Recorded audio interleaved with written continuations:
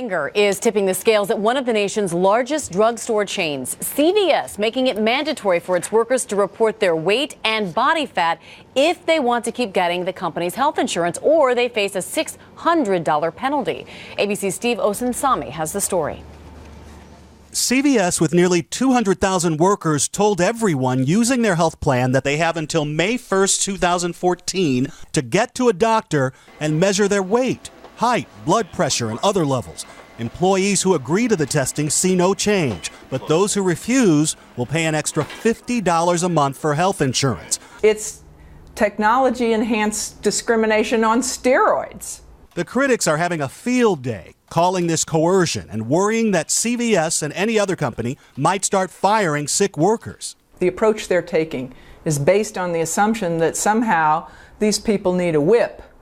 They need to be penalized in order to make themselves healthy. The company says this is voluntary and it never sees the test results. In an email overnight, CVS explained that their benefits program is evolving to help our colleagues take more responsibility for improving their health and managing health-associated costs. The goal of these kinds of programs is to end up with a healthier workforce. If your employees are healthy, they're going to work better and they're going to cost the employer a lot less money. CVS points out it's not alone, and on the internet we found websites dedicated to questions from families.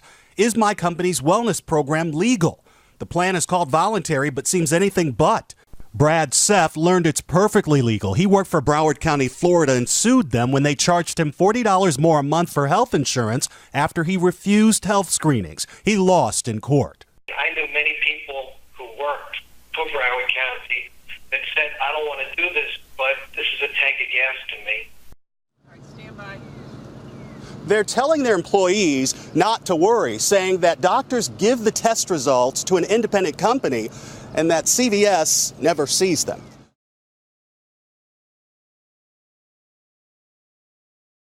NewsHour health correspondent Betty Ann Bowser reports.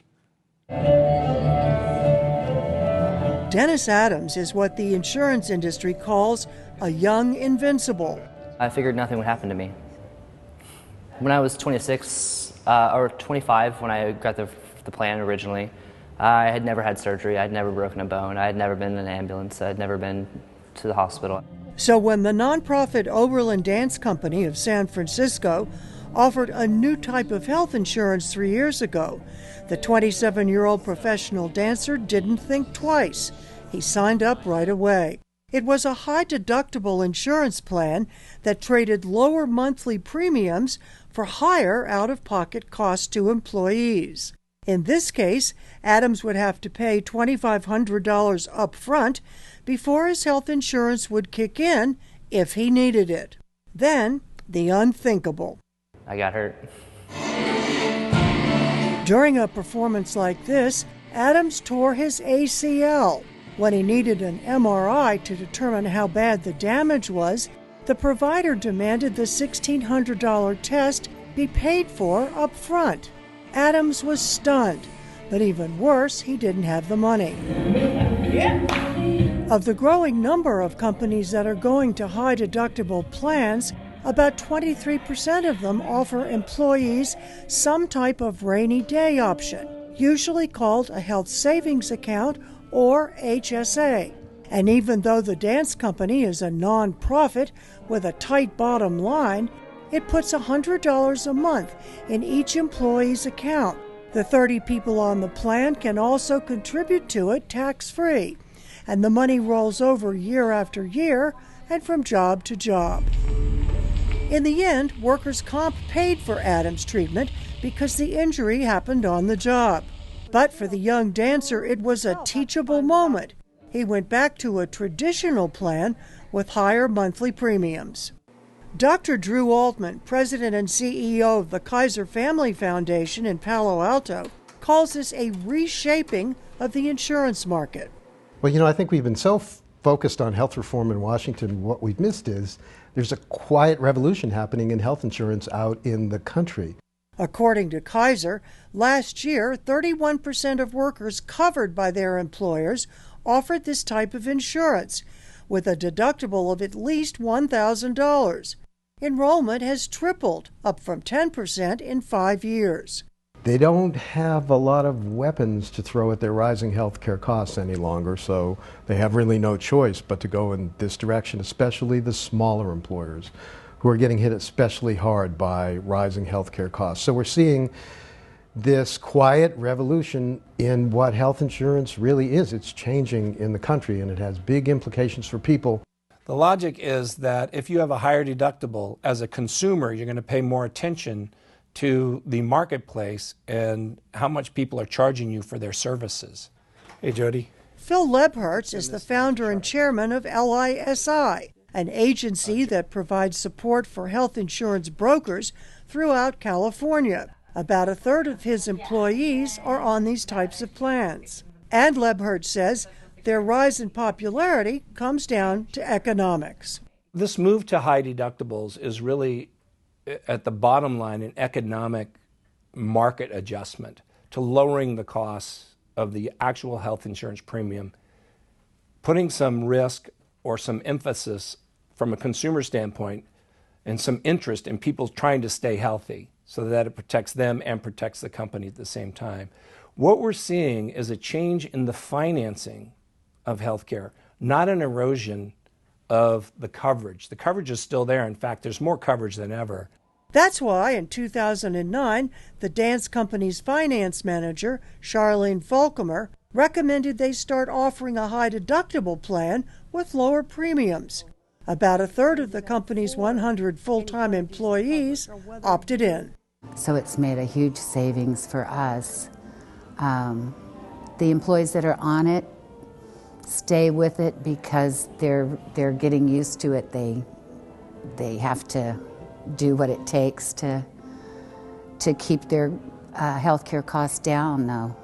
But a new study found people on these types of plans sometimes put off medical care more often than those in traditional low-deductible plans. It knows when you're on maternity. Yes. The study's lead author is Dr. Allison Galbraith, a pediatrician at Harvard Medical School.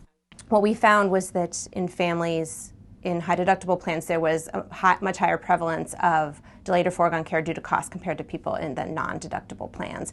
And the interesting thing was there was a suggestion that actually it wasn't necessarily the chronically ill family members who were delaying care. But Galbraith added, these plans can work well for some people. Ideally, the best person in a high-deductible plan, is a healthy person who doesn't need a lot of care. And for those types of people, they're great plans. So that's why some families will want to buy them, because it may be the only affordable option for them. Lauren Menard, an administrator for the dance company, is one of those ideal candidates for this type of insurance, and she's happy with it. I feel like I'm getting good coverage for me. You know, I'm young, I'm healthy, I'm savvy. You know, I know, what my costs are going to be per month. You know, I know those costs. I know what my expected medical costs are. So I feel like if something were really worrying me, I could totally go to a doctor. But even Menard admits she now sometimes puts off going to the doctor to save money. I do get headaches about once a month, and they can get really bad, and I still haven't gone to see a doctor about it. And I don't know, I haven't made plans to yet. It's like I'm kind of trying to cheat the system a little bit, because it's like if I don't go and it's not really serious, then I'm saving money. With this so-called quiet revolution already well underway for thousands of Americans, Altman is pushing the industry and the country to take stock. We really need to have a national discussion about whether this is a good thing or this is a bad thing, or it may mean, I think what it really means is, this is okay for some people if you're pretty healthy, but we have to worry about what these very high deductibles, $2,000, $3,000, $4,000, $5,000 deductibles, is that really even insurance coverage? The number of Americans enrolling in high deductible plans is expected to rise, as long as the cost of health premiums also continue to climb. Online, you can find our list of the top 10 things you need to know about high deductible insurance plans. Plus, you can submit your questions via Facebook or Twitter or on our website, and we'll post answers from experts next week.